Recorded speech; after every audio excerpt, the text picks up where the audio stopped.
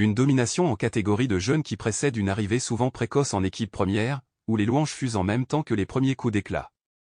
Une réputation qui grandit très vite. Un talent reconnu de façon quasi unanime. Un chemin tout tracé. Au début de leur carrière, plusieurs d'entre eux ont été annoncés comme successeurs de Zinedine Zidane, Lionel Messi et Cristiano Ronaldo, d'autres comme de grands espoirs du football. Mais ils sont très vite passés au second plan en raison des blessures pour les uns et des mauvais choix pour les autres. Faire une carrière épanouie dans le monde du football demande plus que du talent, il faut un mental d'acier. Installez-vous confortablement, car aujourd'hui, je vais vous présenter les talents les plus gâchés du football moderne. Avant de commencer, voici la question du jour. Quel joueur a marqué le seul but de la finale de la Ligue des Champions 2021-2022? Option A, Rodrigo. Option B, Federico Valverde. Option C, Karim Benzema. Option D, Vinicius Junior. Laissez votre réponse dans les commentaires, je vous donne la réponse à la fin de cette vidéo. On commence.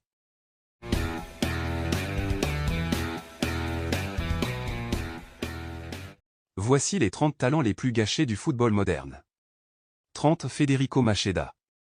Pur produit de la formation de la Lazio Rome, Federico Macheda décide toutefois de ne pas débuter sa carrière professionnelle au sein de la capitale italienne. Le jeune attaquant rejoint Manchester United en 2009 et va très vite devenir la nouvelle coqueluche des Red Devils. Pour sa toute première apparition en avril de cette même année, le talent de 17 ans entre en jeu contre Aston Villa et inscrit le but de la victoire dans les dernières secondes. Il récidive moins d'une semaine plus tard contre Sunderland. On se dit que Manchester United tient son nouveau joyau. Pourtant, la suite est beaucoup plus compliquée. Il ne parvient plus à se montrer aussi décisif et voit son temps de jeu se réduire. Il enchaîne alors les prêts, avant d'être cédé définitivement à Cardiff City en 2014. Il est très loin de la carrière qu'on lui prédisait à ses débuts. 29. Emre Mor. Il quitte le FC Nordjylland pour le Borussia Dortmund en 2016, on s'attendait à vivre son explosion au plus haut niveau. Il ne jouera cependant que 19 rencontres avec le BVB avant de s'envoler pour le Celta Vigo. Et là encore, tout est devenu compliqué, il ne dispute que 50 matchs avec le club espagnol, il n'a inscrit que 2 buts. Très vite surnommé le Messi turc, Emre Mor ne parvient pas à retrouver de la confiance lors de ses prêts en Turquie. Échec. 28. Paul-Georges Ntep. Il n'a eu qu'une seule bonne saison au plus haut niveau en Ligue 1. C'était lors de l'édition 2014-2015. Auteur de 9 buts et 6 passes décisives, il gagne même le droit de disputer 2 rencontres amicales avec les Bleus. La suite est beaucoup plus compliquée pour lui. Ses passages à Wolfsburg, Saint-Étienne ou Guingamp ne sont pas convaincants. 27. Gianelli Imbula. Fraîchement élu meilleur joueur de Ligue 2 avec Guingamp en 2013, Imbula débarque à Marseille à l'âge de 20 ans avec l'étiquette de joueur prometteur. Une réputation qu'il va d'abord honorer, en s'installant comme un élément clé du milieu marseillais, notamment lors de sa deuxième saison sous les ordres de Marcelo Bielsa. Mais son départ surprise pour Porto en 2015 sonne le début de la descente aux enfers pour le joueur. Sous l'influence d'un entourage peu inspiré, celui qui sera bientôt rebaptisé, Imbula, quitte le Portugal après 6 petits mois en demi-teinte avec les Dragons, pour rejoindre la Premier League et Stoke City, où il se perd avant d'enchaîner les prêts à Toulouse, et au Rayo Vallecano, puis d'être transféré définitivement à Sochi. 26. Marvin Martin.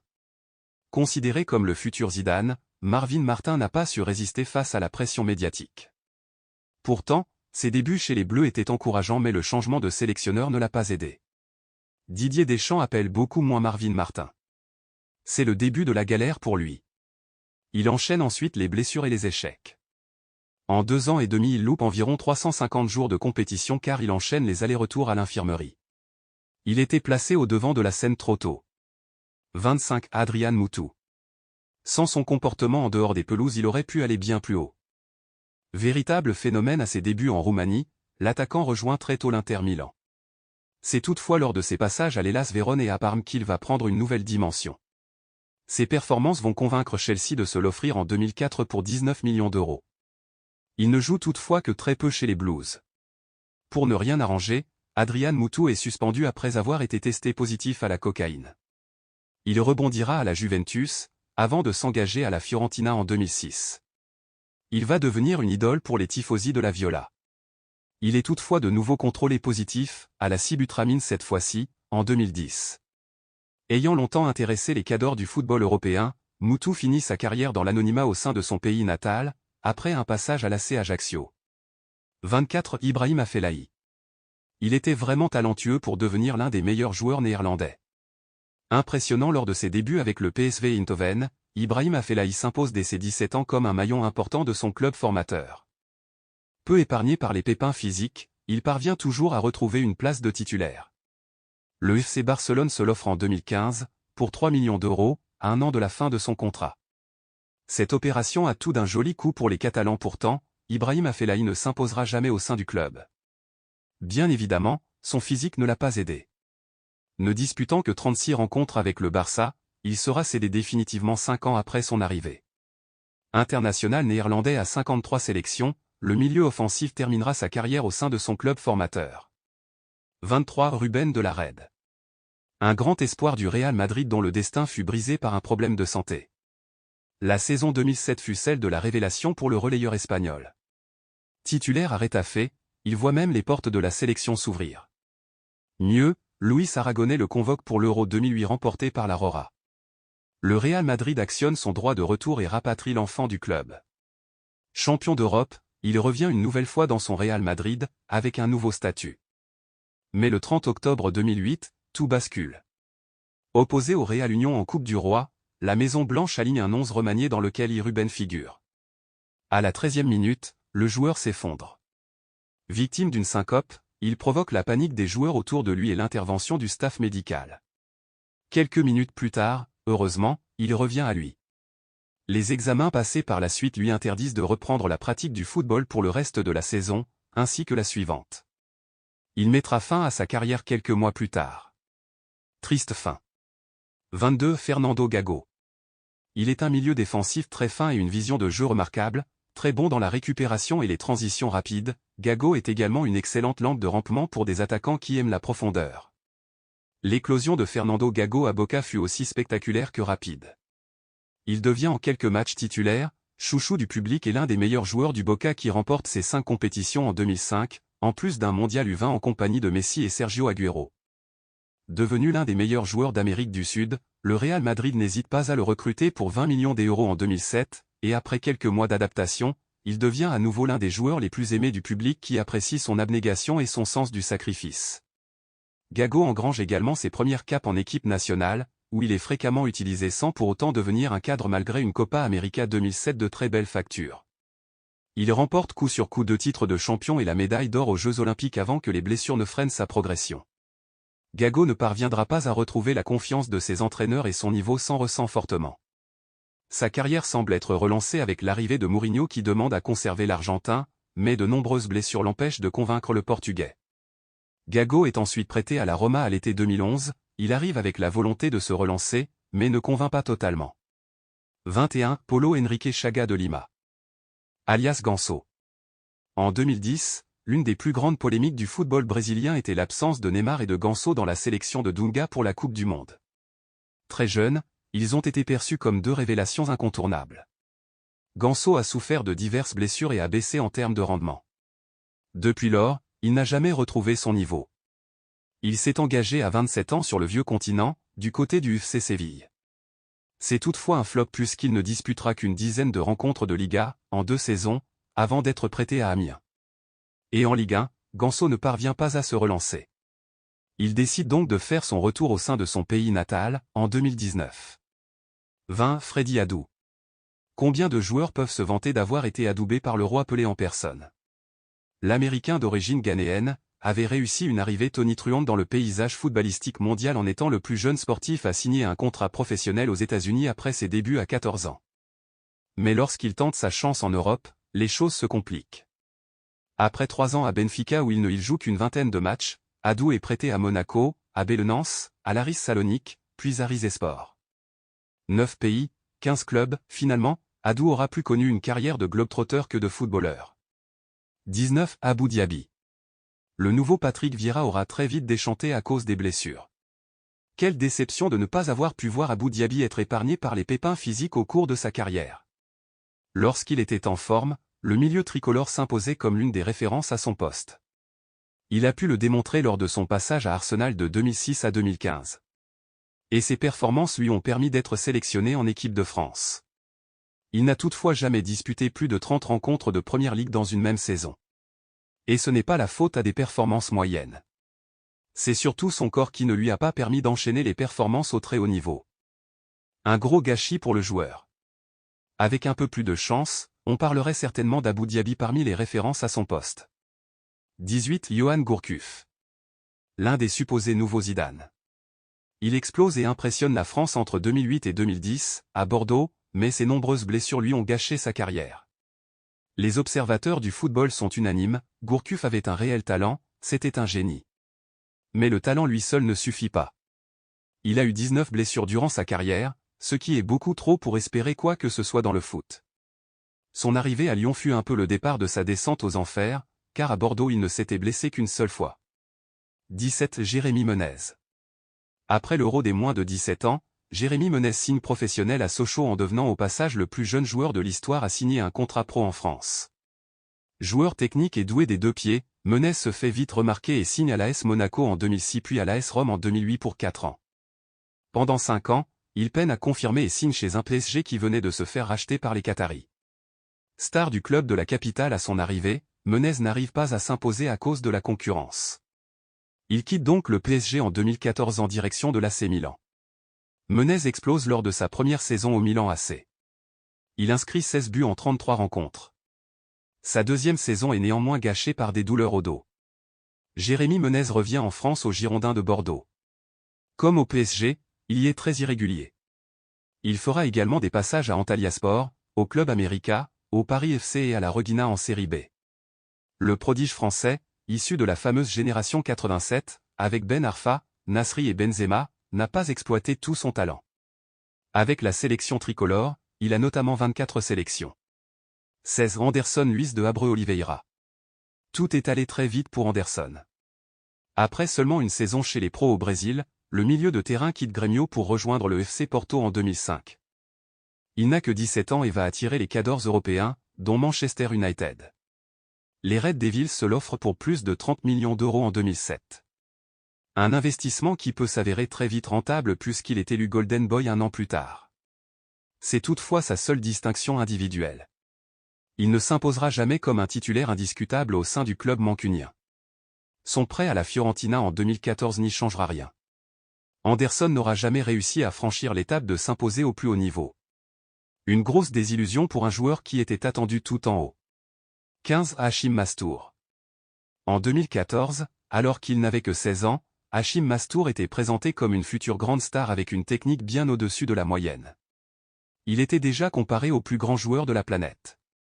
Mais, tout ne s'est pas déroulé comme il l'aurait voulu. Alors qu'il avait besoin de jouer, l'AC Milan avait décidé de le prêter à Malaga, puis Oswald aux Pays-Bas. 2 prêts consécutifs avec moins de 183 minutes de jeu au total. Il s'est ensuite engagé librement au PAS Lamia en Grèce, mais n'est pas parvenu à enchaîner les matchs. 14. Jack Wilshere. Tout avait brillamment débuté pour lui dans sa carrière. Il fait ses débuts à Arsenal à seulement 16 ans, en 2008. Il découvre également la Ligue des Champions avant ses 17 ans. Prêté à Bolton, le milieu anglais revient plus fort que jamais chez les Gunners. Il s'impose très vite comme un élément indispensable du club londonien. Une grave blessure l'éloigne toutefois des pelouses tout au long de l'exercice 2011-2012. Et ce n'est que le début. Il revient très vite dans le 11 de départ d'Arsenal et fait très forte impression. Les pépins physiques l'empêchent toutefois d'enchaîner. Il ne dispute que 3 rencontres de Première Ligue lors de la saison 2015-2016. Tout de même capé à 34 reprises avec l'équipe nationale d'Angleterre, Jack Wilshere n'aura jamais été aidé par son physique. 13. José Rodríguez. Pur produit de la formation du Real Madrid, l'attaquant espagnol parvient à se faire une place dans la rotation du club madrilène de 2013 à 2016. Et il réussit à tirer son épingle du jeu chez les Merengues, en inscrivant quelques buts. Quand le PSG se l'offre en 2016, cette opération a tout d'un joli coup. Pourtant, José Rodríguez va très vite devenir l'un des plus gros flops de l'histoire du club de la capitale tricolore. N'inscrivant qu'un but en Ligue 1, l'attaquant espagnol est très vite mis sur la liste des transferts. Son gros salaire pose toutefois problème. Jusqu'en 2020, il enchaînera les prêts avant que son contrat ne se termine. 12. Oscar dos Santos Amboaba Jr. Un choix de carrière très surprenant. Âgé seulement de 13 ans, Oscar doit choisir entre le FC Barcelone, Santos, Inter Milan ou encore Sao Paulo car tous ces clubs sont impressionnés par la capacité de dribble et de frappe du jeune Brésilien. Il choisit Sao Paulo qu'il quitte en 2010 pour l'Inter Milan. Le milieu offensif s'y impose comme un des meilleurs joueurs de l'équipe et rejoint l'Angleterre en 2012. Durant son passage à Chelsea, Oscar prouve encore un peu plus qu'il a du talent. Il enchaîne les matchs et devient même le joueur avec le plus de matchs au compteur lors de la saison 2012-2013 avec 76 matchs joués. Mais curieusement, il choisit la Chine en 2017 où il parvient à retrouver son meilleur niveau. Son départ en Asie peut être considéré comme un choix économique puisque le joueur touche un salaire de 25 millions d'euros par an. 11 Robinho. Il est considéré comme l'un des meilleurs attaquants brésiliens des années 2000. Il représente parfaitement le joueur type brésilien. Son style de jeu et sa technique sont très spectaculaires. L'ailier possède beaucoup de qualités footballistiques, la rapidité, une bonne intelligence tactique, une maîtrise de balle impressionnante. Mais au cours de sa carrière, Robinho a progressivement sombré, à cause de son inconstance et de sa fragilité. Mais surtout à cause de la justice, avec une retentissante condamnation pour viol. Si Robinho était doté d'un talent indéniable, sa carrière en Europe est en demi-teinte. Il signe pourtant au Real Madrid des Galactiques en 2005, et joue pendant 3 ans le rôle d'électron libre aux côtés de Zidane, Figo et Ronaldo. Il fera des passages à Manchester City et au Milan AC. Et depuis 2014, il alterne entre les clubs chinois, brésiliens et turcs. Il est actuellement un prisonnier ambulant. Dit James Rodriguez. Débarqué au Real Madrid en été 2014 après une Coupe du Monde très réussie, le joyau colombien n'aura jamais réussi à s'imposer, lui qui était pourtant annoncé comme un crack. 9 Giovanni dos Santos. Il était annoncé comme un crack du FC Barcelone et les compilations de ses gestes faisaient le tour de la toile en son temps. Une patte gauche soyeuse, une lecture de jeu digne des plus grands, pourtant l'étincelle s'est vite éteinte. S'il s'éclate aujourd'hui en MLS, Giovanni dos Santos aurait pu bluffer l'Europe avec son talent. 8 Givanildo Vieira de Souza. Alias Hulk. Puissant, rapide, bonne qualité technique, puissance de frappe hors du commun, bref Hulk a tout d'un bon ailier. Alors qu'il se fait découvrir au Japon, il débarque au FC Porto en 2008. L'année suivante, un soir de 20 décembre, une bagarre éclate dans le tunnel du stade et le Brésilien est désigné responsable avec un autre de ses coéquipiers. Il écope donc d'une suspension de 4 mois et manque une bonne partie de la saison. À son retour il finit meilleur buteur avec 23 réalisations et meilleur passeur du championnat portugais en 2010. Malgré de bonnes performances avec Porto, il quitte le Portugal en 2012 et part en Russie, au Zénith Saint-Pétersbourg. Il y reste jusqu'en 2016. Son exil en Chine en 2016 peut ressembler à du gâchis tant son niveau de jeu était encore présent. 7 Adriano Leite Ribeiro. Il était considéré comme le digne successeur de Ronaldo R9. C'est avec l'Inter Milan qu'il a explosé avec notamment des prestations de très haut vol lors de la saison 2005, il inscrit 35 buts en 54 matchs avec l'Inter et le Brésil. L'impérator fracasse les défenseurs, détruit les mains des gardiens adverses, enflamme les filets de sa puissance et de son talent. Il était même devenu un joueur majeur de la Seleção. Adriano avait donc toutes les qualités requises pour un attaquant, la frappe, la tête, la rapidité, le physique, les dribbles. Bref, il avait tout. Fin 2004, son père succombe à un arrêt cardiaque à seulement 44 ans. Ce décès semble être l'élément déclencheur de la chute de sa carrière. Il serait tombé dans la dépression et dans l'alcoolisme. De plus, en surpoids, impliqué dans des affaires de drogue, que ce soit en Italie ou au Brésil dans différents clubs, le buteur ne retrouvera jamais son niveau. 6 Ricardo Quaresma. Comment ne pas comparer la carrière de Quaresma et celle de Cristiano Ronaldo? Les deux hommes ont été lancés en même temps au Sporting, et ont quitté le club la même année, en 2004, pour un géant européen, l'un prenant la direction de Barcelone, l'autre de Manchester. Mais la comparaison s'arrête là. CR7 a fait le bonheur des clubs où il est passé alors que Quaresma n'a jamais exploité son talent. Quaresma est passé par l'Espagne, le Portugal, l'Angleterre, l'Italie, la Turquie ou encore les Émirats arabes unis. Partout où il a joué, il a préféré empiler les séries de dribbles et les extérieurs du pied plutôt que mettre ses qualités au service du collectif. L'ailier a seulement inscrit 70 buts dans l'ensemble de sa carrière. Trop peu pour celui que l'on considérait comme plus prometteur que CR7. Avant de continuer, n'oublie pas de t'abonner et de laisser un like. On continue. 5 Stéphane El Shaarawy.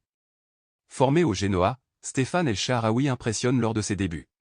L'AC Milan décide donc de passer à l'action en juin 2011. Après une première année où il s'adapte, l'ailier italien sort le grand jeu pour sa deuxième saison. Il inscrit 16 buts en Serie A. L'arrivée de Mario Balotelli durant l'hiver freine toutefois sa progression.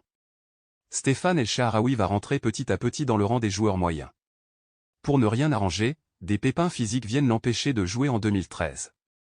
Finalement, il tentera de se relancer à l'AS Monaco, où il n'inscrira pas le moindre but. C'est donc à l'AS Roma qu'il va rebondir.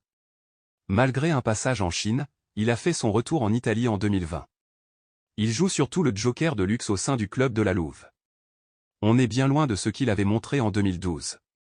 4. Alexandre Pato. Il a battu un record de précocité dans son pays natal. En marquant un but en Coupe du Monde des clubs, il devient ainsi le plus jeune buteur dans une compétition officielle de la FIFA à 17 ans seulement. Il bat le record du grand roi Pelé. En arrivant au Milan AC, Pato impressionne la presse italienne qui s'enflamme pour ce joueur qui a tout pour devenir un grand.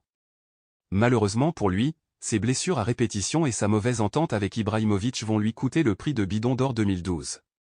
Après ses déboires au Milan AC, il a enchaîné les clubs sans jamais revenir au haut niveau. 3. Boyan Krkić. À l'été 2007, les sociaux catalans sont certains d'avoir trouvé leur tout nouveau joyau. Le Barça rêve certainement de voir Boyan et Messi dominer la planète football, durant de longues années. Plus jeune joueur du Barça à jouer en Ligue des Champions, Boyan Krkić n'aura toutefois pas la carrière rêvée. Malgré tout de même 41 buts en 163 apparitions avec le club catalan, l'attaquant espagnol est vendu à l'AS Roma en 2011. Et il va commencer à sérieusement décevoir. Il enchaîne ensuite à l'AC Milan, à l'Ajax Amsterdam, à Stoke City, à Mayence, à Alaves, à l'Impact de Montréal et au Vissel Kobe. 2. Mario Balotelli. À ses débuts, on le voyait faire une grande carrière en club et en sélection italienne. Aujourd'hui, plus personne ne veut de lui au haut niveau. Un joueur de football instable, imprévisible et ingérable. Son caractère et sa mentalité particulière ont sûrement ruiné sa carrière. Partout où il est passé, il n'a pas été en mesure de réussir pleinement. Avec tout le talent du monde, sans travail, tu ne réussis pas. Il a ruiné sa carrière tout seul. Il devait devenir l'un des plus grands attaquants de la planète football. Malgré de très belles performances dans chacun des clubs où il est passé, il n'a jamais vraiment concrétisé les espoirs qui étaient placés en lui. L'Italien est passé par des clubs comme Manchester City, Milan AC, Inter Milan ou encore Liverpool. 1. Hatem Ben Arfa. C'était le plus grand talent de l'académie lyonnaise à l'époque aux côtés de Samir Nasri et Karim Benzema notamment. Pour un bon nombre d'observateurs, Hatem Ben Arfa aurait pu avoir une carrière de très haut niveau. C'est un pur talent, un top joueur de la génération 87. Il impressionne le monde du football par sa qualité technique digne des plus grands. Malheureusement pour lui, son caractère et ses choix de carrière lui ont joué de nombreux tours. Élu meilleur espoir de Ligue 1 en 2009, il quitte l'OL pour l'OM. Alors qu'il a tout pour devenir un grand, le Français est trop irrégulier et a du mal à s'imposer comme titulaire de l'OM. Durant son passage en Angleterre, il marque les esprits par ses percées fulgurantes et ses buts de classe mondiale, mais une nouvelle fois, son caractère trop égoïste et son irrégularité l'empêchent de jouer plus haut. Il revient en France et plus précisément à Nice. Au PSG, personne ne lui laisse sa chance. Il jouera également pour Rennes, Valladolid et Bordeaux. Il est sans doute le plus gros gâchis du football français. La réponse à la question du jour est Vinicius Junior. En effet, c'est le Brésilien qui a marqué le seul but de la finale de la Ligue des Champions 2021-2022, sur une passe décisive de Federico Valverde. C'est la fin de cette vidéo. Si tu as aimé, abonne-toi et laisse un like.